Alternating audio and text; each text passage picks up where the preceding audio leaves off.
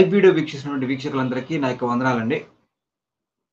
మిత్రులారా, ఈ విధంగా నేను లైవ్‌లోకి రావడానికి గల కారణం ఏంటంటే, మన ఆంబోతు రాధమోహన్ దాస్ ఉన్నాడు గదా! ఊరి మీద పడి పెళ్లి పెటాకులు లేకుండా ఊరి మీద పడి నోటికొచ్చినట్టు వాగుతూ క్రైస్తవ్యాన్ని, క్రీస్తుని, బైబిల్‌ని దూషిస్తూ ఆయన మాట్లాడుతున్న విషయం మీకు అందరికి తెలుసు.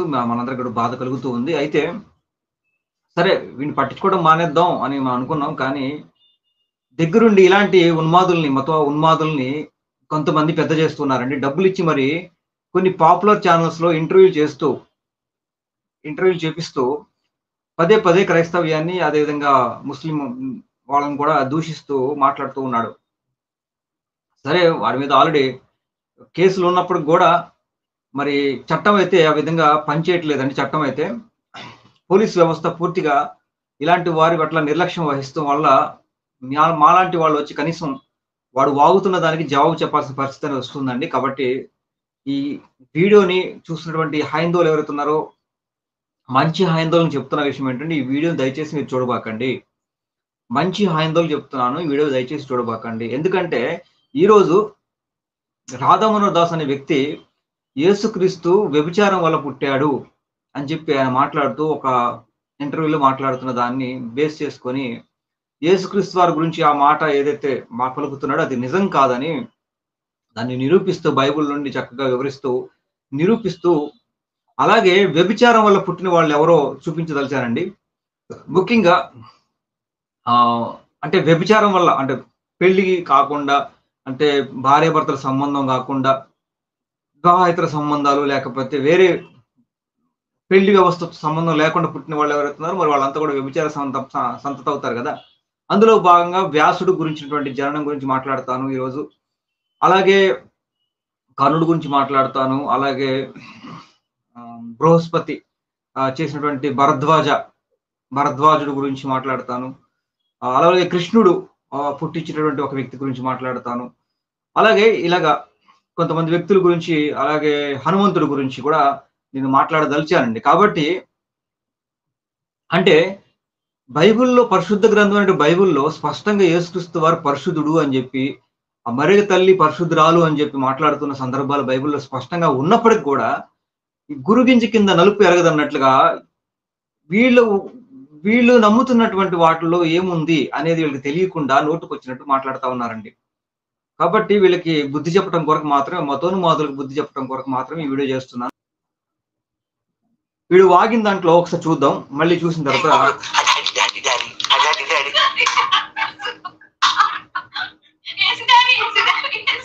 కథ యేసు లేక యేసుకి డాడీ ఎవరో తెలియక 2 సంవత్సరాలు చంపుతున్నారు. యేసుడికి డాడీ ఏంటన్నా మనకు అవసరం, మన కర్మ కాలిపోయి వీళ్ళంతా మనకు పుట్టినలే. కాబట్టి నువ్వు లైవ్ లో ఎవరికైనా ఫోన్ చేస్తాను, పేరు అడుగు, వాళ్ళ నాన్న పేరు అడుగు, మంగళ అయ్యో అక్కడనే చంపుతున్నారు జనం. ఎంత హట్ అయిపోయాడు ఆల్రెడీ. ఇప్పుడు నువ్వు టాపిక్ తెచ్చావని చెప్తాను. యేసు రోడ్డు మీద వెళ్తుంటే అక్కడ కొందరు మాట్లాడుకుంటూ మేము నీ వలె వ్యభిచారం వల్ల పుట్టిన వారం కాము అన్నారు. ఇప్పుడు ఇక్కడ ఉన్న వాళ్ళలో పూల చొక్కా ఎవరికి ఉంది? ఒక్కడికే కదండి. ఇక్కడ పూల చొక్కా వేసుకున్నాడు ఒకడు ఉన్నాడు అన్నాను అంటే అంటే ఆడికి అర్థం కాదా? ఆడికి అర్థం కాదు. ఇక్కడ ఉన్నాడు ఆడ ఒకడే పో. సరే, అయితే అది గుండుదాస్గా బైబిల్లో వాక్యం ఎలా ఉందిరా? నీ వలే మేము వ్యభిచారం వల్ల పుట్టిన వాళ్ళు కాదు అని యూదులు అలా పలికారా యేసుక్రీస్తు తోటి? ఆ వాక్యము తీసి చూద్దామండి. వీడిని నమ్ముకొని ఎంతమంది అయితే క్రైస్తవ్యం మీద వీడి మాటలు బట్టి నమ్మి క్రైస్తవ్యాన్ని దూషిస్తున్నారు, మీరు కూడా తెలుసుకోండి. తెలియకుండా దూషిస్తే మీరు కూడా శాపగ్రస్తులు అవుతారు. బైబిల్లో అలా లేదండి. అలాగే వ్యభిచారం వల్ల ఎవరు పుట్టారో హిందూ గ్రంథాలను చూపిస్తానండి. వ్యభిచారం వల్ల పుట్టిన వాళ్ళు చూపిస్తా. యేసుక్రీస్తు వారు పరిశుద్ధుడు, వ్యభిచారం వల్ల పుట్టినవాడు కాదు. వ్యభిచారం వల్ల పుట్టినటువంటి వాళ్ళు హైందవుల్లో ఎవరు ఉన్నారో ఈరోజు చూద్దాము. చూసే ముందు చక్కగా బైబిల్ నుండి చక్కగా చెప్తానండి. ఆసక్తి ఉన్న వాళ్ళు చివరి దాకా చూడాలి. హిందూ గ్రంథాల గురించి ఆసక్తి ఉన్నవాళ్ళు. ముందు బైబిల్ గురించి చెప్పదలిచాను. నాకైతే గమనించండి.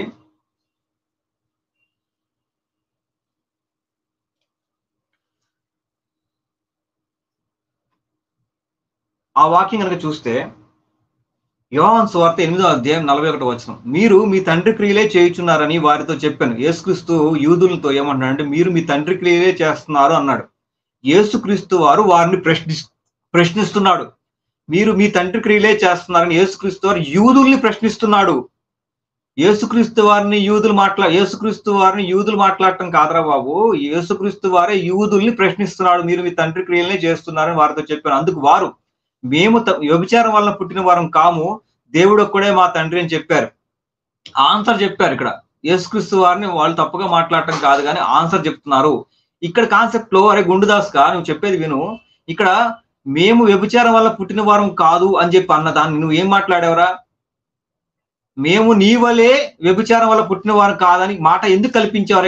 ఇక్కడ మధ్యలో ఈ స్పేస్ లో నీ సొంత వ్యాఖ్యానం ఎందుకు కల్పించావు? నీకు నీతి జాతి ఉంటే నీ మతానికి ఒక ధర్మం ఉంటే చూడు ఏమన్నాడు. మేము నీ వలే వ్యభిచారం వల్ల పుట్టిన వారం కాము అన్నారు. అరే గుండుదాస్క నీ వలే ఎక్కడ ఉందిరా? నీ వలే ఎందుకు కలిపారా మీరు? అంటే సత్యంతో ఉన్నదన్నట్టు చెప్పటం ద్వారా మీరు గెలవలేరనే ఎరా? ఇక్కడ నీ వలే వ్యభిచారం వల్ల పుట్టిన వారు కాదని అన్నారా యూదులు? అనలేదు. ఇక్కడ మేము వ్యభిచారం వాళ్ళకి ఆన్సర్ చేస్తున్నారు. వాళ్ళు యేసుక్రీస్తు వారు ప్రశ్నించడానికి వాళ్ళు ఆన్సర్ చేస్తున్నారు. మేము వ్యభిచారం వల్ల పుట్టలేదు, మేము జెన్యున్ గానే పుట్టాము, మేము సక్రమంగానే పుట్టాము, వ్యభిచారం వల్ల పుట్టలేదు అని ఒక ఆన్సర్ చేస్తున్నారు. ఎందుకు ఆన్సర్ చేయాల్సి వచ్చిందంటే యేసుక్రీస్తు వారు వాళ్ళు తిడుతున్నాడు. మీరు అన్నాడు యేసుక్రీస్తు వారిని వ్యభిచారం వల్ల పుట్టాడని వాళ్ళు అన్నట్టుగా మీరు అనుకుంటున్నారు కానీ అసలు కాదు, అది సందర్భం కాదు. యేసుక్రీస్తే యూదుల్ని అంటున్నాడు మీరు వ్యభిచారం వల్ల పుట్టారు అని. యేసుక్రీస్తే యూదుల్ని అంటున్నాడు. యేసుక్రీస్తు యూదుల్ని అంటున్నాడు కానీ యూదులు యేసుక్రీస్తుని అంటలేదురా బాబు. ఇక్కడ సందర్భంలో చూపిస్తా చూడు.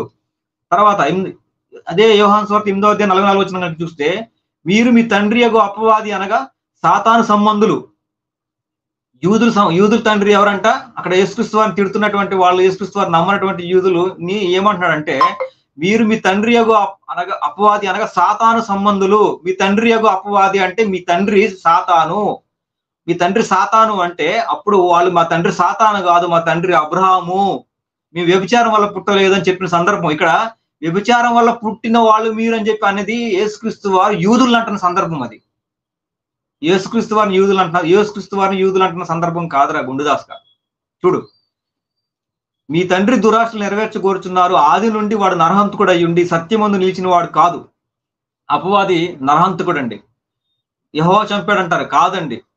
యెహోవా తప్పు చేసిన వాడు శిక్షిస్తాడు. తప్పు చేసినట్టుగా చేసేది ఎవరంటే సాతాను గాడండి. కాబట్టి శిక్షించేవాడు న్యాయమూర్తి ఎప్పుడైనా సరే అంత కూడా అవడండి. కానీ తప్పు చేసే వాళ్ళగా చేసి కోర్టులో నిలబెట్టిన వాడు ఎవడైతే ఉన్నాడో అతను సాతానండి. కాబట్టి వాడు నరహంతకుడు అవుతాడు అనమాట. పాపం చేసేవాడు అంత తప్పు చేసిన వాడు అవుతాడో, పాపం చేయటానికి ప్రేరేపించిన వాడు కూడా అంతే తప్పు అనమాట కోర్టు దృష్టిలో, తెలుసు కదా. అలాగా ఎవరైతే చచ్చిపోతున్నారో వాళ్ళందరికీ కారణకుడు ఎవడైతే ఉన్నాడో వీడు సాతాను గాడు అనమాట. పాపం చేయడానికి ప్రతి ఒక్కరిని దురాశల్ని నేర్పుతూ పాపం చేసినట్టు చేసి వాళ్ళు చనిపోయేటట్టు చేస్తున్నాడు, వాడు నరహంతకుడు అనమాట. చూడండి, ఆది నుండి వాడు నరహంతకుడు అయి ఉండి సత్యం ముందు నిలిచిన వాడు కాదు. ఆదాము నుండి వాడి ఎందుకు సత్యమే లేదు. వాడు అబద్ధం ఆడినప్పుడు తన స్వభావం అనుసరించే మాట్లాడు. వాడు అబద్ధములకు జనకుడై ఉన్నాడు. ఇక్కడ సాతాను గురించి మాట్లాడుతూ మీ తండ్రి యొక్క అపవాది సాతాను సంబంధులు అన్నాడండి. ఇప్పుడు సందర్భం చూద్దాం. ఇది యేసుక్రీస్తు వారే యూదులు అంటున్నాడు. అక్కడ ఎవరైతే యేసుక్రీస్తుని విమర్శిస్తున్నారు, నమ్మని వాళ్ళు ఎవరైతున్నారు వాళ్ళని అంటున్నాడు మీరు వ్యభిచారం వల్ల పుట్టామంటే కాదు, మేము వ్యభిచారం వల్ల పుట్టలేదు, అబ్రాహాము పుట్టామని చెప్పిన సందర్భాలు ఇప్పుడు చూపిస్తా చూడండి. ఆ సందర్భం మొత్తం చదివిన తర్వాత వెళ్దాం. యోహాను సువార్త 8వ అధ్యాయం 31వ వచనం. కాబట్టి యేసు సందర్భం మొత్తం చూద్దాం మొదటి నుండి. యోహాను సువార్త 8వ అధ్యాయం 31వ వచనం. కాబట్టి యేసు తనను నమ్మిన యూదులతో మీరు నా వాక్యమందు నిలిచిన వారైతే నిజముగా నాకు శిష్యులై ఉండి సత్యమును గ్రహించెదరు.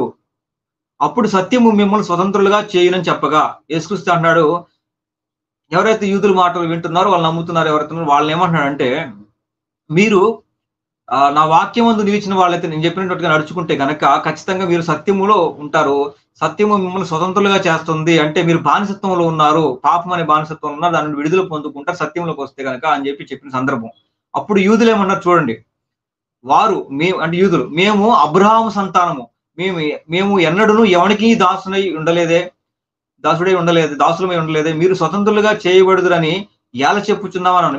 మేము అబ్రహాం సంతానము, మేము ఎప్పుడు కూడా ఎవరికి దాసులుగా లేవు, మేము స్వతంత్రంగానే ఉన్నాం, మళ్ళీ స్వతంత్రం చేస్తాం అంటున్నావు ఏంటన్నప్పుడు యేసుక్రీస్తు వారు చెప్పిన ఉద్దేశం వాళ్ళకి అర్థమయ్యేలా చెప్తున్నటువంటి, వాళ్ళకి అర్థం కాలేదని చెప్తున్నాడు క్లియర్ గా. అందుకు యేసు, పాపము చేయ ప్రతి వాడును పాపమునకు దాసుడని మీతో నిశ్చయంగా చెప్పుచున్నాను. దాసుడు ఎల్లప్పుడూ ఇంటిలో నివాసము చేయడు, కుమారుడు ఎల్లప్పుడూ నివాసము చేయును. కుమారుడు మిమ్మల్ని స్వతంత్రులుగా చేసిన ఎడల మీరు నిజంగా స్వతంత్రులై ఉందరు. మీరు అబ్రహాము సంతానం అని నాకు తెలియను, అయినను మీలో నా వాక్యములకు చోటు లేదు గనుక నన్ను వెతుకుచున్నారు. యేసుక్రీస్తుని చంపడానికి వెతుకుతున్న వాళ్ళు ఎవరైతే ఉన్నారో వాళ్ళు, మీరు అబ్రహాము సంతానమే అయితే గనక నా మాటలు వింటారని చెప్పిన సందర్భాల్లో ఇక్కడ ఏమంటారంటే, మీరు పాపానికి దాసులుగా ఉన్నారు కాబట్టి నా మాట వింటలేదు, మీరు పాపానికి దాసులుగా ఉన్నారని చెప్తున్నాడు. తల చూడండి, నేను నా తండ్రి యొద్ద చూచిన సంగతులే మీకు బోధించుచున్నాను, ఆ ప్రకారం మీరు మీ తండ్రి యొద్ద వినిన వాటిని జరిగించుచున్నారని వారితో చెప్పాను.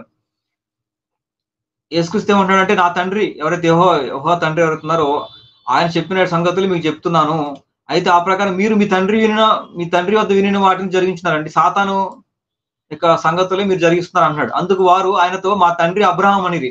వాళ్ళు డౌట్ వచ్చింది, ఏంట్రా ఇట్లా అంటున్నాడు, ఆయన తండ్రి యెహోవా అంటున్నాడు కదా, మరి ఆయన చెప్పిన సంగతులు ఆయన బోధిస్తున్నప్పుడు మనం కూడా ఆయన సంగతులే కదా జరిగిస్తున్నాము, మరి కొత్తగా ఏది వెరైటీగా అంటున్నాడేంటి, కన్ఫ్యూజన్ గా అంటున్నాడేంటి అన్నప్పుడు డౌట్ వచ్చి వాళ్ళు ఒక క్లారిటీ తీసుకుందామని ఆయన దగ్గర అన్నారు. అందుకు వారు ఆయనతో, మా తండ్రి అబ్రహాం అనిది. యేసు, మీరు అబ్రహాం పిల్లలైతే, అప్పుడు మీరు అబ్రహాం పిల్లలైతే అబ్రహాం చేసిన క్రియలు చేతురు, దేవుని వల్ల వినిన సత్యము మీతో చెప్పిన వాడనైనా నన్ను మీరు ఇప్పుడు వెతుకుచున్నారే. అబ్రహాం అట్లా చేయలేదు. దేవుడిని చక్కగా అబ్రహాం ఫాలో అయ్యాడు, దేవుడి మాటలు విన్నారు. అలాగే దేవుడి సంగతులు నేను చెప్తున్నప్పుడు మీరు అబ్రహాం ఫాలో అయినట్లుగా నన్ను మీరు ఎందుకు ఫాలో అవ్వట్లేదు అని అడిగాడండి. మీరు మీ తండ్రి క్రియలే చేయుచున్నారు అంటే, అప్పుడు మీరు అబ్రహాం పిల్లలు కాదు కదా, మీరు అబ్రహాం పిల్లలు కాదు, మీరు అబ్రహాం పిల్లలు అయితే ఇలా చేయరు, మీరు అప్పుడు అలాగే చెప్తున్నాడు అనమాట, మీరు మీ తండ్రి క్రియ చేస్తున్నారు. అదేంటి అబ్రహాం చేసినట్టుగా చేయట్లేదు అంటున్నాడు, మీరు అబ్రహాం పిల్లలైతే ఇలా చేయరు అంటున్నాడు. అప్పుడు ఆ డౌట్ వచ్చింది అనమాట. మీరు మీ తండ్రి క్రియలే చేస్తున్నారని వారితో చెప్పగా, అప్పుడు మేము వ్యభిచారం వల్ల పుట్టిన వారు కాము, దేవుడు ఒక్కడే మా తండ్రి అని చెప్పగా, అంటే ఇక్కడ ఏంటి సందర్భాల్లో మేము అబ్రహాంకే పుట్టామని చెప్తుంటుంటే మీరు అబ్రహాం పుట్టుంటే ఇలా చేయరు కదా అని ఆయన అంటున్నాడు. వీళ్ళకి డౌట్ వచ్చింది, అదేంటి మన అబ్రహాం పిల్లలం అయితే గనక మనం ఈయనేది వెరైటీ మనం అబ్రహాం పిల్లలు కాదన్నట్టుగా మాట్లాడుతున్నాడు అని చెప్పి అప్పుడు ఏమంటున్నారంటే, మేము వ్యభిచారం వల్ల పుట్టలేదు, మేము అబ్రహాంకే పుట్టాము, దేవుడు ఒక్కడే మా తండ్రి, దేవుడు చెప్పిన మాటలు నువ్వు చెప్తున్నావు అంటున్నావు, కానీ దేవుడు చెప్పిన మాటలే మేము వింటాము, మేము దేవుడే మా తండ్రి, నీకు దేవుడి తండ్రి అయితే మాకు కూడా దేవుడే తండ్రి కానీ అని మాట్లాడుతున్న సందర్భాల్లో మేము వ్యభిచారం వల్ల పుట్టలేదు, మేము అబ్రహాంకే పుట్టాము, దేవుడే మా తండ్రి అని చెప్తున్నారు. అప్పుడు యేసు వారితో ఇట్లా, దేవుడు మీ తండ్రి అయిన ఎడల, అప్పుడు దేవుడు మీ తండ్రి అయితే కనుక మీరు నన్ను ప్రేమించాలి కదా ఖచ్చితంగా. నేను దేవుని వద్దను బయలుదేరి వచ్చి ఉన్నాను, నా అంతటి నేనే వచ్చి ఉండలేదు, ఆయన నన్ను పంపాను. మీరు ఎలా నా మాట గ్రహింపుకున్నారు, మీరు నా బోధ విననేరకుండాట వలననే కదా మీరు మీ తండ్రి యొక్క అపవాది అనగా సాతాను సంబంధులు. అప్పుడు చెప్పాడు కన్ఫర్మ్ చేసి, మీరు అప్పుడు క్లియర్ చేశాడు వాళ్ళకి, మీరు సాతాను సంబంధులు కాబట్టే నా మాట వింటలేదు, మీరు నా సాతాను సంబంధులు కాదు దేవుడి సంబంధులు అయితే కనుక ఖచ్చితంగా నా మాట వింటారు అబ్రహాం విన్నట్లుగా అని చెప్పాడండి. మీ తండ్రి దురాశలు నెరవేర్చుతున్నారు, ఆది నుండి వాడు నరహంతుడే ఉన్నాడు, వాడు నరహంతుడే అయినట్లుగా మీరు నన్ను చంపాలని చూస్తున్నారు అని చెప్తున్నాడు. వాడు అబద్ధికుడు. కాబట్టి ఇలాగా నేను సత్యమునే చెప్పుచున్నాను కనుక మీరు నన్ను నమ్మరు. ఇది సందర్భం అండి. కాబట్టి ఒక్క నిమిషం అండి, శివ బ్రదర్ లైవ్ లోకి వస్తే రండి బ్రదర్, లింక్ ఇస్తాను.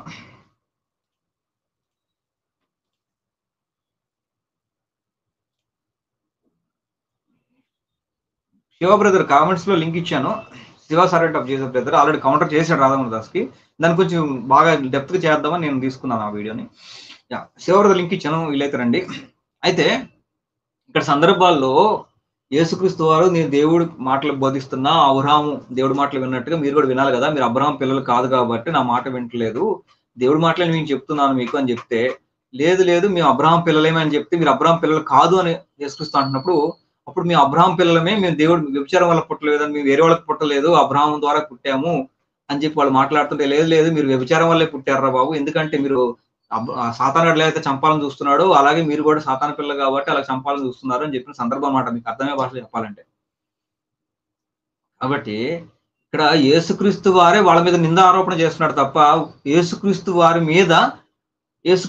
మీద యూదులు నిందారోపణ చేసిన సందర్భం కాదురా బాబు. ఎన్నిసార్లు ఎన్నో వీడియోలు చేసాం, అయినా కూడా ఎందుకు వీడియో చేస్తున్నామంటే సత్యము కూడా ప్రతిరోజు చెప్పాల్సిందేనండి. విషయము యేసుక్రీస్తు వారు అసలు పుట్టు గురించి కూడా కొద్దిగా చూపించిన తర్వాత మనం వెళ్దామండి. యేసుక్రీస్తు వారు మరి వ్యభిచారం వల్ల పుట్టాడా, ఎలా పుట్టాడు అంటే కనుక చూడండి, మత్తయి వార్త 1:18 కనుక చూస్తే, యేసుక్రీస్తు జనన విధం ఎట్లనగా ఆయన తల్లి అయిన మరియా యోసేపునకు ప్రదానం చేయబడిన తర్వాత వారేకము కాక మునుపు, ఎంగేజ్మెంట్ తర్వాత వారేకము కాక మునుపు ఆమె పరిశుద్ధాత్మ వలన గర్భవతి అయింది. లూకా సువార్త పరిశుద్ధాత్మ శక్తి వలన గర్భవతి. ఓకే, మత్తయి వార్త 1:19 ఆమె భర్త యోసేపు నీతిమంతుడై ఉండి, ఈ రాధమోహన దాసు కొంతమంది మతోన్మాదులకు బుద్ధి కలిగేసే వాక్యాలండి ఇక్కడ. ఒకవేళ ఆమె వివాహిత సంబంధాల వల్ల వేరే దాని వల్ల ఏదైనా గర్భం వస్తే అని ఒక ఆలోచన కలిగి ఉంటే గనక అలాంటి ఆలోచన రాకుండా ఉండాలని చెప్పి యోసేపు ద్వారా ఈ కార్యం జరిగింది. దాన్ని బట్టి మనం నేర్చుకోవాలి. ఆమె భర్త అయిన యోసేపు నీతిమంతుడై ఉండి ఆమెను అవమానపరచడం వల్ల రహస్యంగా ఆమెను విడనాడని ఉద్దేశించింది. అప్పుడు చూడు ఏం చెప్పాడు, మరియా గురించి ఇష్టం వచ్చిన మాట్లాడే అదోళ్ళు చూడండి. అతడు ఈ సంగతులను గూర్చి ఆలోచించుకొని చూడగా, ఇదిగో ప్రభువు దూత స్వప్నముందు అతనికి ప్రత్యక్షమై, దావీదు కుమారుడైన యోసేపు, నీ భార్య అయిన మరియను చేర్చుకున్నట్టుగా భయపడకు, ఆమె గర్భము ధరించిన పరిశుద్ధాత్మ వలన కలిగిందిరా బాబు, ఎవరు పెడతాలు కాదు, ఎలా పెడతాలు కాదు, రోమసాయనుడు ప్యాంతరు గింతరను వాగే ఎదవలందరా తెలుసుకుంటారా, ఆమె పరిశుద్ధాత్మ వలన కలిగింది తప్ప ఇది నువ్వు అనుకున్నట్లు కాదు. ఇది అది కూడా ఎందుకు కలిగింది అలాగా అంటే కనుక చూడండి, ఆమె ఒక కుమారుని కనును, తన ప్రజలను వారి పాపముల నుండి ఆయనే రక్షించును గనుక ఆయనకు యేసు అను శబ్దమునకు రక్షకుడు అని అర్థం అను పేరు పెట్టుదు అనెను. ఇదిగో కన్యక గర్భవతి కుమారుని కనును, ఆయనకు ఇమ్మానుయేలును పేరు పెట్టుదురు అని ప్రభువు తన ప్రవక్త ద్వారా పలికిన మాట నెరవేరినట్లు ఇదంతా జరిగింది. ఎందుకు ఇలా జరిగింది? ఎందుకు సాధారణ భార్యాభర్త సంబంధాల వల్ల పుట్టకుండా యేసుక్రీస్తు వారి పరిశుద్ధాత్మ వల్ల పుట్టాల్సి వచ్చింది? ఎందుకు?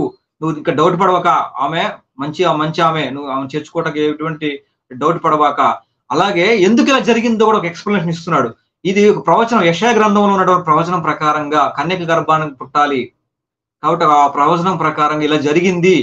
ఇమ్మానుయేలు పేరు కాబట్టి ఇది యోసేపు నిద్ర మేలుకుని ప్రభువు దూత తనకు ఆజ్ఞాపించిన ప్రకారం చేశాడు. ఎందుకు చేశాడంటే యోసేపు నీతిమంతుని రాయబడింది, యోసేపు ధర్మశాస్త్రం తెలిసిన వ్యక్తిగా ఉంది కాబట్టి యోసేపు ధర్మశాస్త్రంలో ఉన్నటువంటి ప్రవచనం నెరవేర్పు ఈ విధంగా జరుగుతుంది, ఆ నెరవేర్పు నీ భార్యకి దక్కింది అని చెప్పినప్పుడు సంతోషపడి యోసేపు ఆమెను చేర్చుకున్నాడు. ఇంకెప్పుడు ఆమెను కూడలేదు. చూడండి, ఆమెను ఎరగకుండాను అతడు ఆ కుమారునికి యేసు అని పేరు పెట్టాను. ఇది సంగతి. కాబట్టి మరియా ఎటువంటి తప్పు చేయలేదని గ్రంథం చెప్తుంది. ఎదవలు గ్రంథ ప్రమాణాల ప్రకారంగా మాట్లాడరు. వీళ్ళ గ్రంథంలో ఉన్నది ఉన్నట్టుగా మాట్లాడినా కూడా తట్టుకోలేరు. వీళ్ళు గ్రంథాన్ని దాటి మాట్లాడతారు. బైబిల్ విషయంకి వచ్చేసరికి వీళ్ళ గ్రంథంలో ఉన్నదే చూపించి ఇప్పుడు మాట్లాడతారు, తట్టుకోలేరండి.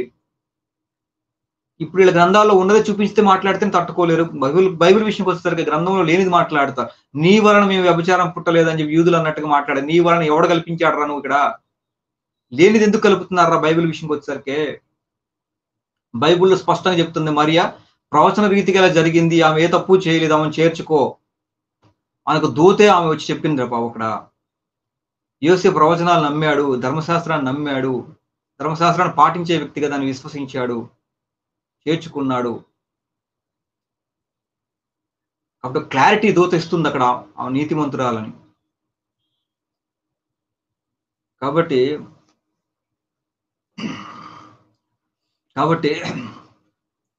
ఆ మతోన్మాదులకి బుద్ధి లేకపోయినా కనీసం సాధారణ మంచి హైందవులైనా మీరు గ్రహించండి. గ్రంథ ప్రమాణాల ప్రకారంగా ఆలోచన చేస్తే చక్కగా బైబిల్ అర్థమవుతుంది. సరైతే గ్రంథం బైబిల్లో లేనిది కదా వాగారు ఇప్పుడు నీ వలన అని చెప్పి కలిపారు కదా, యూదులు అన్నట్టుగా కాదు కదా. యూదుల్లే యేసుక్రీస్తు వారు అన్నాడు, మీరు వ్యభిచారం వల్ల పుట్టారని చెప్పి యూదుల్లే యేసుక్రీస్తు వారు అన్నాడు తప్ప యేసుక్రీస్తు వారు యూదులు అనలేదు. యూదులు ఆన్సర్ చేసుకుంటున్నారు ఎంతవరకు. అక్కడ డిఫెన్స్ లో పడింది యూదులు. అక్కడ యేసుక్రీస్తు ఎప్పుడు కూడా డిఫెన్స్ లో పడ్డండి. యేసుక్రీస్తు ఎప్పుడు నోరు మూసుకొని ఉండడండి. యేసుక్రీస్తు ఎప్పుడు జవాబు చెప్పకుండా ఉండడండి మీకులాగా. సరే, వ్యభిచారం వల్ల యేసుక్రీస్తు వారు పుట్టలేదు, పరిశుద్ధుడు. సరే, బైబిల్ చెప్తున్నటువంటి విషయాలు చూపించి అది యూదులు వాళ్ళకు వాళ్ళు పలుకున్న మాట, వాళ్ళకు వాళ్ళు ఆన్సర్ చేసుకున్న మాట, యూదుల్నే యేసుక్రీస్తు వారు తిడుతున్న మాటలు అవి. సరే, ఇప్పుడు వ్యభిచారం వల్ల పుట్టిన వాళ్ళు ఎవరో చూద్దామండి. లైవ్లోకి ఎవరైనా రావచ్చు అండి. లైవ్ చాట్లో లింక్ ఇస్తాను, ఇచ్చాను, రండి ఎవరన్నా. యా, ఇప్పుడు కొన్ని విషయాలు చూపిస్తాను, స్క్రీన్ షాట్ తీసుకోవాలనుకుంటే తీసుకోవచ్చు. భాగవతం అండి, ఖచ్చితంగా మరి హిందూ గ్రంథాలు అవసరమా అంటారు. ఇప్పుడు ఇది చెడు ఇది చెడు అంటున్నప్పుడు, ఇది చెడు చెడు అంటున్నప్పుడు ఇది మంచి అని చెప్పి చెడు ఎక్కడుందో చూపించాలి కదా, చూపించాలా లేదా? మంచి చెడుకు చూపిస్తుంది, మంచిని ఎంతవరకు వెలుగు గొప్పతనం చెప్పాలంటే చీకటి గురించి చెప్పాలి కదా, తీయదనం గురించి చెప్పాలంటే చేదు గురించి కూడా చెప్పాలి కదా, పవిత్రత గురించి చెప్పాలంటే అపవిత్రత ఏంటో తెలియాలి కదా.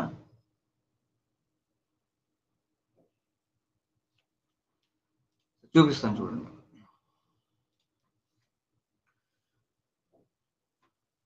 భాగవతం అండి, గీతా ప్రసంగవాదం. ఇక్కడ చూడండి, కర్ణుడి జననం గురించి చూద్దామండి. యేసుక్రీస్తు జననం గురించి మాట్లాడారు కదా, కర్ణుడు యేసుక్రీస్తు వారు వ్యభిచారం వల్ల పుట్టాడు అన్నారు కదా. చూడండి రాబాయ్, ఆది పర్వము పేజీ నెంబరు 388, అధ్యాయం 104, మహాభారతం. భాగవతం పెట్టాను ఇక్కడ.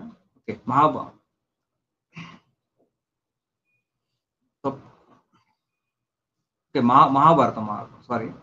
మహాభారతం ఆది పర్వం పేజీ నెంబరు 388, అధ్యాయము 104, మహాభారతం. చూడండి, ఇక్కడ సత్యవతి, వ్యాసుడి యొక్క తల్లి సత్యవతిని పరాశర మహర్షి లొంగ తీసుకున్నాడు. ఆ మహర్షి, నేను ఇష్టపడకపోయినా అబలనైన నన్ను ఆ మహర్షి తన తేజస్సుతో లొంగ తీసుకున్నాడు. ఓకే, బలవంతం చేశాడు, రేప్ చేశాడు, పిల్లను పుట్టించాడు. అతను ఎవరంటే వ్యాసుడు అండి. ఇక్కడ చూడండి, వ్యాసుడు పరాశర మహర్షికి సత్యవతికి పుట్టినటువంటి వ్యక్తి ఎవరైతే ఉన్నాడో అతను వ్యాసుడు. మరి ఇప్పుడు వ్యాసుడు పరాశర మహర్షి సత్యవతిని పెళ్లి చేసుకుని చక్కగా లీగల్గా కన్నాడా, లీగల్గా పుట్టాడా వ్యాసుడు? పరాశరుడు మళ్ళీ పిల్లని కానీ వెళ్ళిపోయాడు. తర్వాత సత్యవతి ఇంకొకరిని పెళ్లి చేసుకుంది. సత్యవతికి పెళ్లి కాకముందు పుట్టాడు వ్యాసుడు. ఇప్పుడు వ్యాసుడు ఎలా పుట్టాడు, ఏ సంతానము అనేది ఆ మతోన్మాదులు మాత్రం అడుగుతున్నాను నేను, అందరిని కాదండి. ఆ మతోన్మాదులు అడుగుతున్నారు, అరే యేసుక్రీస్తు వ్యభిచారం వల్ల పుట్టాడు అని చెప్పి అంటున్నారు కదరా. కాబట్టి ఇప్పుడు వ్యాసుడు ఎలా పుట్టాడు, లీగల్గా పుట్టాడా ఇల్లీగల్గా పుట్టాడా అనేది మీరు ఆలోచన చేసుకోండి. తర్వాత వద్దామండి. తర్వాత కనుక చూస్తే కుంతి గురించి అండి, ఆది పర్వం అధ్యాయం 110, 19, 20 వచనాలు కనుక చూస్తే చూడండి, ఇక్కడ కుంతికి పెళ్లి కాకముందే సూర్యుడు వచ్చి ఆమె కన్యత్వాన్ని చెరిచి మళ్ళీ కన్యత్వాన్ని మళ్ళీ ప్రసాదించి వెళ్ళిపోతాడు. అప్పుడు కుంతికి పుట్టిన వాడే కర్ణుడు అండి. కర్ణుడు పుట్టాడు. ఇప్పుడు పెళ్లి కాకముందే, భర్తతో కాకుండా పెళ్లి కాకముందే నియోగ ధర్మం ఉంది, ఓకే కాదంట్లా, బైబిల్లో కూడా ఉంది. బైబిల్లో ఉన్న ఈ నియోగ ధర్మం సంబంధమే లేదు చెప్తున్నాను. అయితే ఇప్పుడు గమనించండి, పెళ్లి కాకముందే నియోగ ధర్మం సంబంధం లేకుండా పెళ్లి కాకముందే కుంతికి సూర్యుడికి ఇష్టం లేకపోయిన కుంతికి సూర్యుడు మాయమాటలు చెప్పి బలవంతం చేస్తే పుట్టిన వాడే కర్ణుడు. ఓకే, ఇప్పుడు ఈ కర్ణుడు ఎలాంటి పిల్లోడో మీరు సమాధానం చెప్పాలండి. యేసుక్రీస్తు వారు వ్యభిచారం వల్ల పుట్టాడు అన్న ఎదవలకు చెప్తున్నాను. ఇప్పుడు కర్ణుడు ఎలా పుట్టాడో మీరు సమాధానం చెప్పాలండి. తర్వాత భాగవతం అండి, దేవి భాగవతం 9వ స్కందం పేజీ నెంబర్ 703, 13వ అధ్యాయం కనుక చూస్తే ఇక్కడ రాధాదేవి కృష్ణుని అంటుంది. ఏమంటుంది చూడండి, కృష్ణుని అంటుంది, ఒకప్పుడు చందనారణ్యంలో విరజతో కనిపించావు, చెలికత్తెలు చెప్పారని ఊరుకున్నాను, నా అలికిడి విని నువ్వు అప్పుడు అదృశ్యమయ్యావు. పాపం ఆ విరజాదేవి శరీరం విడిచిపెట్టి నదిగా మారిపోయింది. నేను భార్యతో కాకుండా కృష్ణుడు వేరే ఆమెతోటి అరణ్యంలో అది చేస్తున్నప్పుడు ఈమె వస్తుంటే పరిగెత్తిందంట, ఆమె వెళ్ళిపోయిందంట, అదృశ్యం అయిపోయిందంట. అప్పుడు విరజాదేవి శరీరం విడిచిపెట్టి నదిగా మారిపోయింది. ఆ విరజాదేవి ఆమె శరీరం విడిచిపెట్టి నదిగా మారిపోయిందంట. ఇప్పటికీ నీ సత్కీర్తికి చిహ్నమై ప్రవహిస్తూనే ఉంది. నేను ఇంటికి వెళ్ళిపోయాక నువ్వు మళ్ళీ చందనారాయణనికి వెళ్ళి విరజా విరజా అంటూ పరితపించావు. ఆమె నదిలా మారిపోయిందంట అదృశ్యమైపోయి. ఈమె భార్య కాదండి. ఇప్పుడు ఎవరో మీరే చెప్పాలి తర్వాత. నీ వేదన చూడలేక యోగశక్తితో ప్రవాహం నుండి బయటకు వచ్చి విరజాదేవి సాలంకృత మూర్తి అయి నీకు దర్శనం ఇచ్చింది. ఆమెను కౌగిలించుకొని సుఖించావు. నీ కలయికతో మరి అస్కలిత బ్రహ్మచారి అంటారు. మీరు ఇక్కడ అస్కలిత బ్రహ్మచారి కాదో మీరు తెలుసుకోవాలి. నీ కలయికతో ఆవిడ గర్భము ధరించింది. ఇప్పుడు చెప్పాలి. భార్యతో కాకుండా వేరే ఆమెతో కృష్ణుడు ఒక బిడ్డని కన్నాడు విరజాదేవితోటి. ఇప్పుడు ఈ బిడ్డ ఎవరో సమాధానం చెప్పాలి. యేసుక్రీస్తు వారి వ్యభిచారం వల్ల పుట్టినని అదవలని అడుగుతున్నాను. ఈ బిడ్డ ఎలా పుట్టాడు?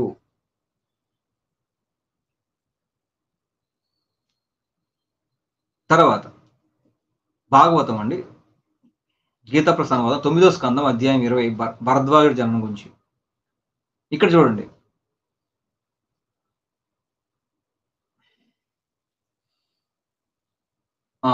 దేవతల గురువు అయినటువంటి ఉంటాడు. భరద్వాజుని జన్మ వృత్తాంతం గురించి చెప్పాడు. దేవగురువు అయినటువంటి దేవతలకే గురువు ఆయన. ఆ గురువు బృహస్పతికి సోదరుడు ఉతద్యుడు. బృహస్పతి ఉన్నాడు, ఆయన సోదరుడు తమ్ముడు ఉతద్యుడు ఉన్నాడు. అతని భార్య మమత, భార్య పేరు మమత అండి. ఆమె గర్భవతిగా ఉన్నప్పుడు, ఆమె గర్భంతో ఉన్నప్పుడు బృహస్పతి ఆమెతో రమించుకు సిద్ధపడ్డాడు. గర్భవతితో తమ్ముడు భార్య అయినటువంటి ఆమె గర్భంతో ఉన్నప్పుడు ఈ బృహస్పతి అనే వ్యక్తి రమించడానికి సిద్ధపడ్డాడు. అప్పుడు ఆమె గర్భంలో ఉన్న బాలకుడు దీర్ఘతముడు అనే అతని వ్యక్తి ఆయనను వారించిన తప్పు, తమ్ముడు భార్యతోటి మా అమ్మతోటి ఇలా చేస్తున్నావు రాంగు అని చెప్పి తిడుతున్నాడు. అంతటా అతడు బృహస్పతి నీవు గుడ్డివాడే పొమ్ము అని గర్భస్థ శిశువుని చెప్పించాడు. గడపలో ఉన్నటువంటి వ్యక్తిని చెప్పించాడు. ఈ దేవతల గురువు బృహస్పతి బలవంతంగా ఆమె ఎడల అత్యాచారం చేశాడు. ఓకే, మమత తన పట్ల జరిగిన అపచారం పురస్కరించుకుని తన భర్త యొక్క ఉతద్యుడు తనను త్యజించునేమని భయపడెను. ఆయన భర్తకు తెలియదు. ఆ కారణంగా ఆమె బృహస్పతి వలన కలిగిన తన సుతుడిని త్యజించుటకు సన్నద్ధురాలయను. అప్పుడు దేవతలు ఆ బాలకునకు నామ నిర్వచనము చేసిరి. అంటే భరద్వాజుడు అండి ఈ కథ తర్వాత.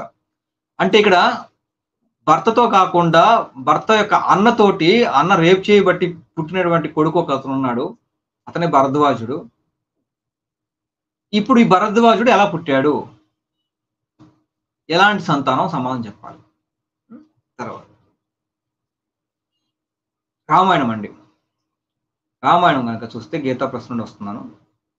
కిష్కింధకాండ 66వ సర్గ 8 శ్లోకాలు కనుక చూస్తే అంజనా అనే ఒక ఆమె ఉందండి.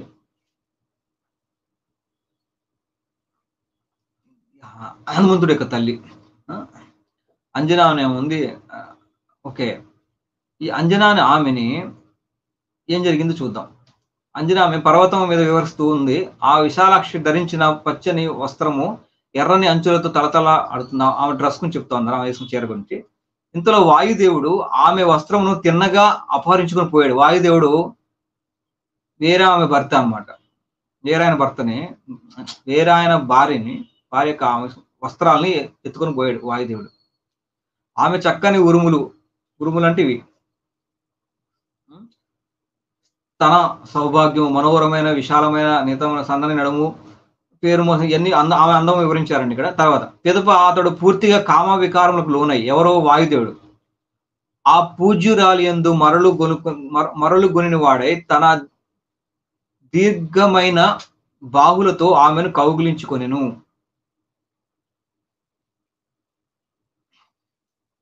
అప్పుడు మచ్చలైన ఆమెను కౌగిలించినాడండి వాయుదేవుడు. వస్తుందా అండి? కామెంట్ చేయండి ఎవరైనా.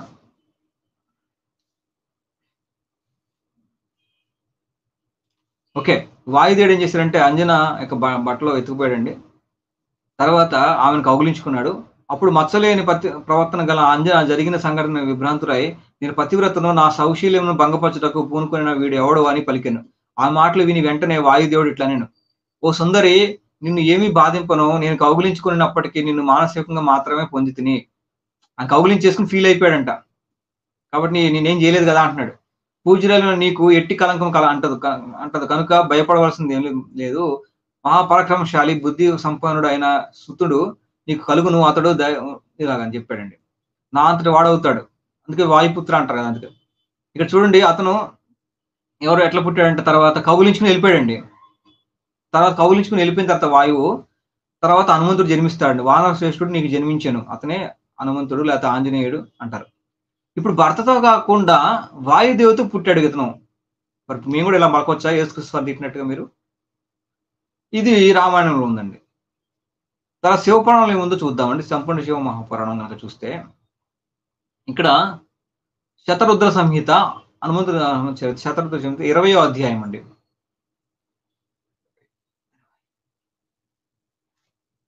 ఇక్కడ చూడండి, ఒకానొక సమయంలో అద్భుతమైన లీలను జరిపేవాడు సకల గుణావిరాముడు అయిన శంకర ప్రభువు శివుడు అండి. విష్ణువు యొక్క మోహిని రూపాన్ని చూశాడు. శివుడు విష్ణువు యొక్క మోహిని రూపాన్ని చూసి ఈశ్వరుడైన శంభుడు తన అంతఃకరణాన్ని కాముడు కొట్టినట్లుగా చేసి రామకార్యం కోసం తన వీర్యాన్ని స్ఖలనం చేశాడు. మోహిని వేషంలో ఉన్నటువంటి విష్ణువుని చూసి శివుడు వీర్యం స్ఖలనం చేశాడు. సప్త ఋషులు ఆ శివుడి చేత వారి హృదయంలో ప్రేరేపింపబడిన వాడై వాళ్ళే రామకార్యం కోసం ఆ వీర్యాన్ని సాధారణంగా పత్రమునందు స్థాపించారు. శివుడికి వచ్చిన వీర్యాన్ని ఒక పత్రంలో తీసుకున్నారు, ఆకులో తీసుకున్నారు. ఆ మహర్షులు రామకార్యం కోసం ఆ శంభుని వీర్యాన్ని గౌతముడి కుమార్తె అయిన అంజనాదేవి ఎందు చెవి ఎందు ప్రవేశపెట్టారు. తర్వాత కొంతకాలానికి శంభుడు ఆ వీర్యం వలన వానర దేహంతో జన్మించాడు. సరే, అంజనాదేవికి పుట్టారు. ఇక్కడ శివుడి వీర్యం వలన శివుడి వీర్యాన్ని అంజనాదేవి చెవిలో ప్రవేశపెడితే దాని ద్వారా ఇక్కడ ఎవరు పుట్టాడు? హనుమంతుడు అలా పుట్టాడు అంటే శివుడి వీర్యంతో అంజనాదేవి చెవిలో వేస్తే. ఇప్పుడు భర్తతో కాకుండా వేరే వాళ్ళకి పుట్టిన వాళ్ళు వ్యభిచారం సంతానం మాట్లాడే వాళ్ళు వీటన్నిటికి సమాధానం చెప్పాలండి. వాళ్ళకి చెప్తున్నా, క్వశ్చన్ అడుగుతున్నా. కాబట్టి ఇప్పుడు నేను ఎన్ని చూపించాను మీకు? వ్యాసుడు గురించి చూపించా. వ్యాసుడు సత్యవతికి పుట్టాడు, పెళ్లి కాక ముందే పుట్టాడు. పరాశర మహర్షి బలవంతం చేస్తే పుట్టాడు. ఇప్పుడు వ్యాసుడు ఏ సంతానం? యేసుక్రీస్తు వ్యభిచార సంతానం అనే వాళ్ళని అడుగుతున్నా. వ్యాసుడు ఏ సంతానం? తర్వాత కుంతి పెళ్లి కాక ముందే కరుణ పుట్టాడు, సూర్యుడు బలవంతం చేస్తే. బలవంతం చేయలేదండి అంటారు. నేను ఆల్రెడీ ఈ వీడియో లింక్ డిస్క్రిప్షన్ ఇస్తా. సూర్యుడు కుంతి ఎంత వద్దున వారించినా సరే సూర్యుడు నా దేవతలు నవ్వుతారు నేను వెళ్ళిపోతే, ఏం కాదులే, నీకు మళ్ళీ కన్యత్వం వస్తుందిలే, ఇలా చెప్పి చేస్తాడనమాట. అప్పుడే మెచ్యూర్ అవుతుందా కుంతి. కాబట్టి ఇలాగా పెళ్లి కాక ముందే కరుణ పుడతాడు. ఎవరో భర్తతో కాకుండా సూర్యుడితో పుడతాడు. తర్వాత కుంతి మళ్ళీ పెళ్లి చేసుకుంటుంది. కాబట్టి ఇప్పుడు కరుణుడు ఏ సంతానము అడిగాను. తర్వాత కృష్ణుడు దేవి భావత్వం ప్రకారంగా విరజతోటి కలయిక చేసి గర్భం ధరించేలా చేస్తాడు. విరజకి గర్భం ధరించినట్టు ఉంది. కాబట్టి ఈ విరజకి పుట్టిన వాడు ఏ సంతానం అవుతాడు? తర్వాత ఇది ఇల్లీగల్ సంతానం, భార్య కూడా కాదు విరజ కృష్ణుడికి. తర్వాత బృహస్పతి తమ్ముడు భార్య గర్భంతో ఉండగా రేపు చేస్తే పుట్టినవాడు భరద్వాజుడు. ఈ భరద్వాజుడు ఏ సంతానము? రామాయణం ప్రకారంగా వాయుదేవుడు కౌగిలించుకోవడం ద్వారా పుట్టినవాడు హనుమంతుడు. అలాగే శివుడు వీర్యం ద్వారా, ఇలాగా. అందుకే హనుమంతుడికి చాలా శక్తులు ఉంటాయి అంటారు. ఇప్పుడు ఇలాగా భర్తతో కాకుండా పుట్టే వాళ్ళందరూ ఎవరైతే ఉన్నారో వీళ్ళందరినీ మీ ముందు పెట్టాను. కాబట్టి యేసుక్రీస్తు వారు వ్యభిచారం వల్ల పుట్టాడు అని ఎదవలందరికీ సమాధానం బాగా చెప్పారనుకుంటున్నాను. ఇప్పటికైనా బుద్ధి తెచ్చుకుని మానేయండిరా. మీరు మానేస్తే మేము చెయ్యం కదా వీడియోలు, మీరు అనకుండా ఉంటే మేము చెయ్యం కదా వీడియోలు. అనవసరంగా మీరు అనటం, మాతో చెప్పించుకోవటం చేయొద్దు. అంటే బైబుల్ నాశనం అయిపోవాలి, క్రైస్తవులు నాశనం అయిపోవాలి అనుకుంటే కనుక, ఒకళ్ళు నాశనం చేయాలనుకుంటే మీరే నాశనం అయిపోతారు. అది గుర్తుపెట్టుకోండి. మీ గుంటలో మీరే పడతారు.